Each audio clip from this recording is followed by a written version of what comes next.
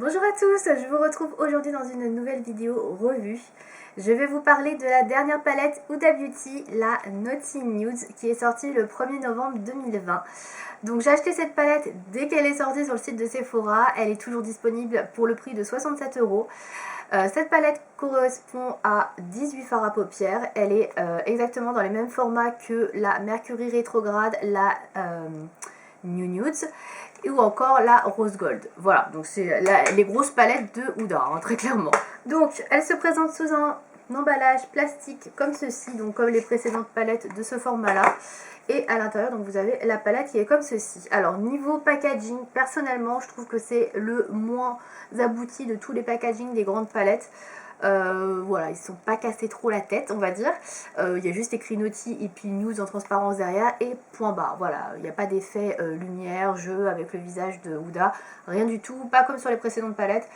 Personnellement, je suis pas très fan du visuel. Voilà, donc on a une palette donc qui est assez foncée. Et voilà, donc ce qui compte bien évidemment, c'est pas le packaging extérieur, c'est ce qu'il y a là à l'intérieur. Parce que vous pouvez avoir un packaging magnifique, CF, certaines palettes Too Faced, et à l'intérieur ça peut être tout à fait nul. Donc ce qui nous intéresse, c'est l'intérieur. À l'intérieur de la palette, vous avez donc un grand miroir comme ceci. Et vous avez donc les fards à paupières qui sont au nombre de 18, comme je vous l'ai dit précédemment. Comme vous pouvez le voir, au niveau de l'harmonie des teintes choisies dans cette palette, on est autour de nude, certes, mais de nude plutôt foncé. On est, pour ainsi dire, un petit peu sur l'harmonie qu'on pourrait trouver dans les palettes nude medium ou je crois que c'est deep nude ou nude intense, je ne sais plus trop. Voilà, les trois là, il y avait la light, la medium et il y en a une troisième, je ne sais plus comment elle s'appelle, etc. Donc moi je trouve qu'on est plutôt sur les deux plus foncés, voilà, pas sur la light nude que je possède et qui pour le coup est beaucoup plus claire que ça en termes de couleur. Donc, en termes de composition de palette, vous avez des fards irisés, des fards mat, vous avez des fards marbrés qui sont assez singuliers. C'est la première fois que je vois ça dans ce genre de palette, en fait, là. Donc ce sont des fards en fait qui sont marbrés, qui ont différentes teintes quand vous mélangez, c'est-à-dire que vous mélangez plus ici, par exemple vous avez du rose et ici vous avez plus du prune, et si vous mélangez les deux, vous créez une troisième couleur tout à fait unique. Donc ça c'est plutôt pas mal. Alors au niveau de la composition, donc je disais, vous avez 1, 2, 3, 4, je vais les compter, ça ira plus vite. 1, 2, 3, 4, 5, 6, 7, 8. Vous avez 8 fards mat, donc sur 18, c'est pas mal. Vous avez au niveau des fards irisés, donc ceux-ci, vous en avez 1, 2, 3, 4, 5. Vous avez 4 fards marbrés, donc ce sont ces fards-là, les fards qui sont comme ceci. Et vous avez également ce fard-là, Slippery, qui est un fard gloss avec des espèces de petites pustules. Oui, je ne sais pas trop comment appeler ça. Des pigments qui est assez bizarre. Voilà, donc on dirait un gloss en fait, hein, très clairement. Qui est légèrement coloré, je ne sais pas si vous verrez, ça brille, mais c'est tout. Bref, on va revenir sur ce sujet un petit peu plus tard dans la vidéo. Donc voilà pour la composition de la palette. Pour ma part, je trouve que la palette est plutôt bien composée. Vous avez pas mal de mat, vous avez pas mal d'irisé, de marbré. Je pense qu'on est sur une bonne composition, on a un petit peu de tout, c'est plutôt cool. Au niveau des couleurs choisies, donc on a un beige rosé ici mat. Et on a deux fards foncés ici qui peuvent servir donc pour foncer le coin externe, faire du ras de cils, et donc celui-ci qui peut servir en tant que touche lumière si vous avez la peau un petit peu plus foncée que la mienne. Pour moi c'est un petit peu léger, j'avoue que oui, moi je ne peux pas utiliser ça en touche lumière, mais bon, bref, peu importe. Au niveau de la texture des fards, les fards qui sont mat sont un petit peu poudreux mais ne font pas de chute, donc ça va. Ils se travaillent très bien, ils se prélèvent plutôt bien au pinceau, il n'y a aucun souci. Au niveau des fards irisés pailletés, qui sont ceux-là, ceux qui sont irisés, pas marbrés, ils se prélèvent très bien au doigt, ils sont assez crémeux, donc au pinceau ça donne pas grand chose, ça fait beaucoup de chute de paillettes. Par contre si vous prélevez au doigt, vous avez bien tout le pigment pressé qui est bien sur la paupière, et il n'y a pas de souci là-dessus, donc voilà, je préconise une utilisation au doigt, clairement. Pour ce qui est des fards marbrés, c'est pareil, pas de pinceau pour moi, ça se prélève moins bien, c'est assez crémeux. Pareil, il faut vraiment bien mélanger avec le doigt vers la teinte qu'on a envie d'aller, c'est-à-dire si on veut du marron plus ou moins clair pour cette couleur-là, ou si on veut quelque chose de plus foncé. Voilà, donc après le rendu de ces phare là pardon, et plus ou moins changeant selon le phare. Vous en avez un qui est plutôt doré, un qui est plus dans les tons rose prune, vous en avez un qui est dans les tons marronnés un petit peu froid, et vous en avez un dernier qui est plutôt centré sur du marron foncé chaud violacé, donc qui est celui-ci, le provocatif. Je vais vous le swatcher, hop, voilà, je sais pas si vous allez voir, celui-ci est plutôt dans les tons cuivrés foncés. Donc c'est des fards qui sont, comme vous pouvez le voir, alors je vais pas tous vous les swatcher parce que déjà il y a énormément de vidéos sur le sujet, et surtout des vidéos où vous verrez beaucoup mieux que sur ma petite vidéo que je vais vous faire. Ouais, vous pouvez voir, les fards sont extrêmement bien lumineux. Tous les fards irisés, fards marbrés sont vraiment très lumineux.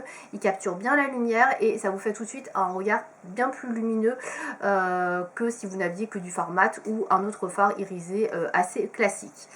Voilà, au niveau donc des fards à paupières, comme je disais, je trouve qu'ils se mélangent bien entre eux, qu'ils s'estompent bien, ça se travaille plutôt bien. J'ai réalisé un maquillage aujourd'hui avec, donc je vais vous montrer ça pour vous donner une petite idée. Alors je ne l'ai pas pris en photo celui-ci pour le mettre sur le blog, mais vous trouverez sur le blog des maquillages que j'ai réalisés avec cette palette, avec différentes teintes. Donc voilà, je trouve que c'est plutôt sympa. Pareil, je trouve que c'est une palette qui met bien en valeur les iris clairs, et comme moi, les iris violets, il y a pas mal de teintes un petit peu prunes, violacées, roses, qui sont vraiment très jolies et qui, je trouve, illuminent pas mal le regard. Donc ça, c'est plutôt cool. Donc, pour être plus qualitatif dans la revue, on va dire, je vais passer au point positif puis au point négatif. Donc les points positifs pour moi, c'est que je trouve qu'on a une belle balance entre les fards neutres et les fards un peu plus foncés.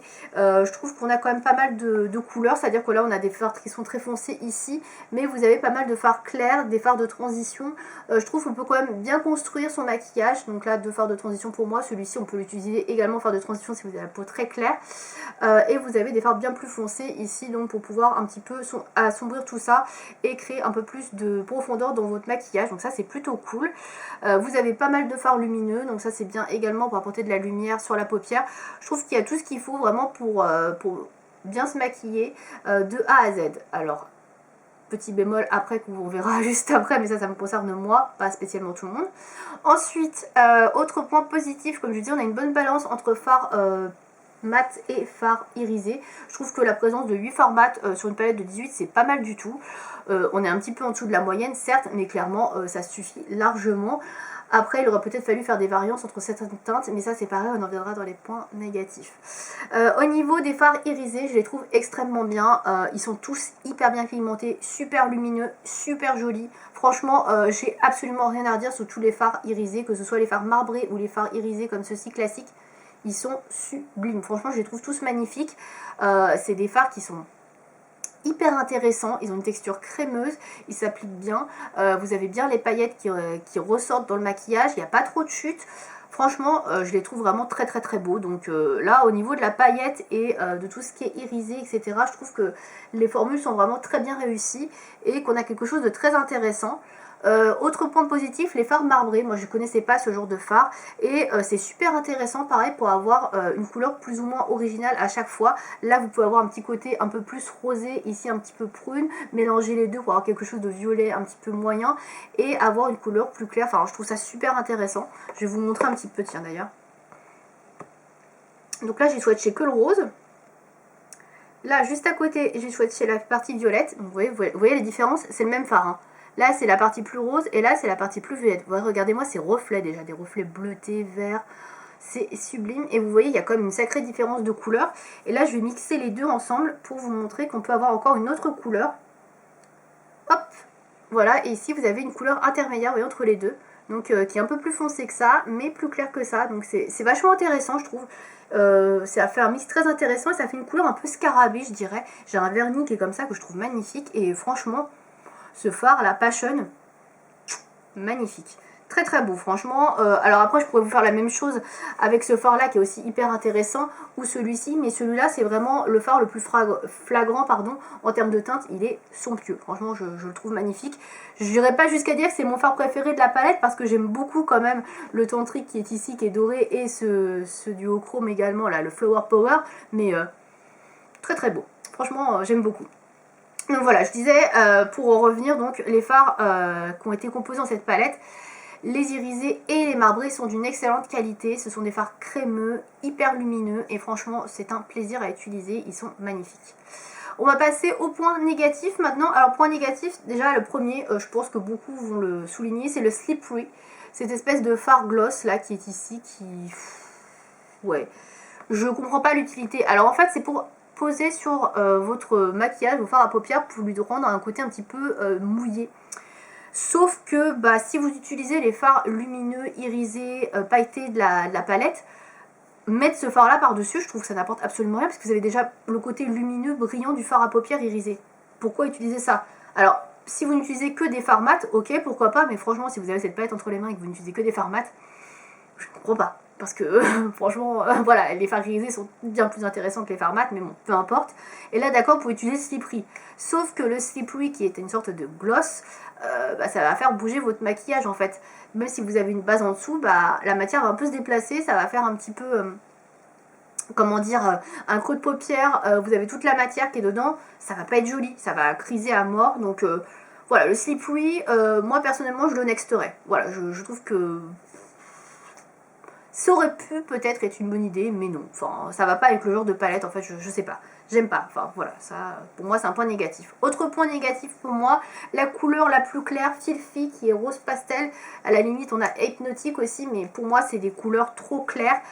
Enfin, trop claires. C'est des couleurs qui sont claires, certes, mais pas assez claires pour ma carnation. Moi, je suis hyper blanche de peau. Non, ça va pas du tout pour une touche lumière. J'ai pas de touche lumière véritablement cette palette. Là aujourd'hui, la touche lumière que je porte, c'est un fard Too Faced blanc. Voilà, j'ai pas de touche lumière dans cette palette là et pour moi ça me manque. Oui, j'ai besoin d'avoir un fard un peu blanc, un peu beige sous le sourcil. Donc ça c'est malheureusement un point négatif. Après, si vous avez la peau plus foncée que moi, ça vous posera pas autant de problèmes. C'est clair. Ensuite, pour les fards, autre petit bémol que moi aussi je trouve sur cette palette là, alors j'adore la texture des fards irisés, la texture des fards marbrés, ils sont magnifiques, on est d'accord. Par contre, je trouve que chaque fard se suffit à lui-même, c'est-à-dire que je ne trouve pas que ce soit très opportun de mélanger les couleurs avec les autres. Alors non seulement les couleurs sont assez proches, que ce soit pour les dorés, par exemple celle-ci, ou par exemple pour les rosés, etc. Ça se ressemble quand même un petit peu. Et voilà, les mélanger, pour moi, ça n'a pas trop de sens. J'ai déjà essayé plusieurs fois de les mélanger entre elles. Et soit il y a une couleur qui prend toujours le dessus, donc en l'occurrence la plus foncée, et on voit plus l'autre. Soit ça crée une toute autre couleur, pourquoi pas, c'est joli, mais il n'y a pas de dégradé, on voit pas les deux couleurs, on a l'impression que c'est une seule et unique couleur. Et ça me dérange, en fait, ces fards sont magnifiques. C'est super bien si vous voulez utiliser un fard rapidement, vous voulez quelque chose de rapide, une seule couleur, hop, c'est magnifique. Les fards se suffisent à eux-mêmes, chacun de leur côté, en individuel. Et le problème, c'est que je trouve que quand on commence à les mélanger, à essayer de faire un make-up avec plusieurs fards irisés, plusieurs fards marbrés, c'est pas joli. Voilà, ça marche pas, etc. À chaque fois, je mets toujours un fard mat, etc. en coin externe ou en creux de paupière. Sinon, voilà, ça manque de quelque chose, il manque quelque chose. Donc, les fards foncés sont heureusement bien là et font bien leur job. Mais voilà, je trouve ça un petit peu dommage que au niveau des fards irisés, on n'ait pas vraiment des nuances un peu plus démarquées et que les couleurs se marient pas un peu plus ensemble. Voilà, moi j'ai beaucoup de mal à travailler en fait ces fards là au doigt, etc., les mélanger, les mixer, qu'on voit bien les deux couleurs. Je trouve que voilà, ça se mélange pas très bien. Enfin, ça se mélange bien, mais on voit pas vraiment le dégradé et je trouve que c'est un peu gâché en fait de mélanger ces couleurs entre elles. Et on perd de l'intensité du fard irisé qu'on a mis au premier, toujours au profit du deuxième. Voilà, bref. Je crois que vous avez compris ce que je veux dire. Voilà, les couleurs se suffisent à elles-mêmes et c'est difficile de mélanger, pour ma part, je trouve, les couleurs irisées entre elles. Les fards mat, il n'y a pas de souci, ça, je peux faire des dégradés avec, il n'y a pas de problème. Mais pour les fards irisés, c'est vrai que des fois, on est un petit peu...